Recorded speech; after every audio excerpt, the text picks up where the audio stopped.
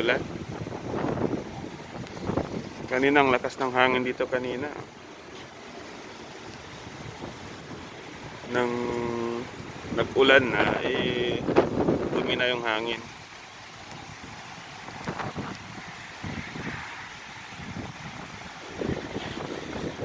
Kaya ngayon dito sa Alrass Mall, Oasis Mall in Alrass. Lumabas lang ako para videohan, tingnan yung situation ngayon dito.